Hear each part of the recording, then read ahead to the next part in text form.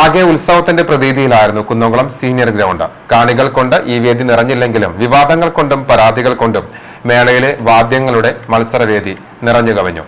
RH Haris തയ്യാറാക്കിയ report.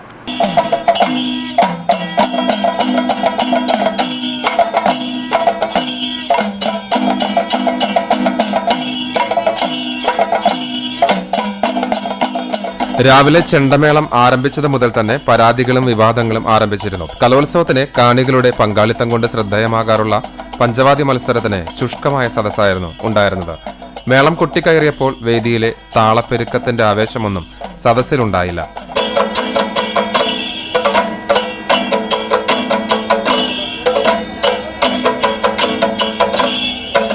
തിമിലയും മദ്ദളവും ഇടയ്ക്കയും ഇലത്താളവും കൊമ്പും ഒന്നിനൊന്ന് മികച്ചതായി കുഞ്ഞു കൈകളിൽ താളഗോപുരം തീർക്കുമ്പോൾ സദസ്സ് ഇങ്ങനെയായിരുന്നു. സമരപന്തലിന്റെ മാതൃകയിലുള്ള പഞ്ചവാദ്യവേദി കണ്ടപ്പോൾ തന്നെ മത്സരത്തിനായി എത്തിയ കുട്ടികളുടെ പരിശീലകർ പരാതികളുമായി എത്തി. വാദ്യകലകളോടുള്ള അവഗണനയാണ് ഇത്തരം വേദിയൊരുക്കിയതിലൂടെ തെളിയുന്നതെന്നും ഉപജില്ലാ കലോത്സവത്തിന് നിലവാരം പോലും വേദികൾക്കുണ്ടായില്ലെന്ന് പ്രശസ്ത വാദ്യകലാകാരൻ പാലക്കൽ അജി CCTVയോട് പറഞ്ഞു. ഹൈസ്കൂൾ വിഭാഗത്തിൽ പഞ്ചവാദ്യത്തിൽ പങ്കെടുത്ത 2 ടീമുകൾക്കും A ഗ്രേഡ് ലഭിച്ചു. മികവാർന്ന പ്രകടനത്തിലൂടെ Irinjalakuda Anandapuram Sreekrishna higher secondary school സംസ്ഥാനതല മത്സരത്തിന് യോഗ്യത നേടി. ഞങ്ങൾ ആദ്യമായിട്ടാണ് സ്കൂളിൽ നിന്ന് പഞ്ചായത്തിന് വരുന്നത്. ഞങ്ങൾ ഈ വർഷം തൊട്ട് പഠിച്ചു തുടങ്ങിയതാണ് ഈ പഞ്ചവാദ്യം. പിന്നെ ആദ്യമായിട്ടാണ് ചെറിയൊരു പേടിയും ഭയങ്കര ഇതൊക്കെ ഉണ്ടായിരുന്നു.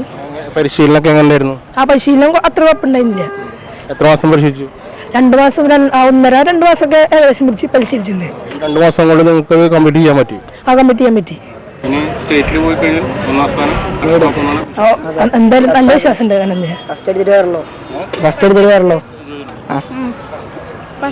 ആശംസകളും നേരുകയാണ്. Thank you sir. 3 മാസം കൊണ്ടാണ് ഇവർ പരിശീലനം പൂർത്തിയാക്കി മത്സരത്തിനായി എത്തിയത്. ആദ്യമായിട്ടാണ് ഈ കുട്ടികൾ പഞ്ചവാദ്യം അവതരിപ്പിക്കുന്നത്. അവിട്ടത്തൂർ രാകേഷ്, തൃക്കൂർ കുട്ടൻ, കിനൂർ വിവേക് എന്നിവരുടെ ശിക്ഷണത്തിലായിരുന്നു പരിശീലനം. ഹയർ സെക്കൻഡറി വിഭാഗത്തിൽ മത്സരത്തിനായി Irinjalakuda national higher secondary school മാത്രമാണ് ഉണ്ടായത്. ഇരുട്ടിലായിരുന്നു മത്സരം ആരംഭിച്ചതും അവസാനിച്ചതും.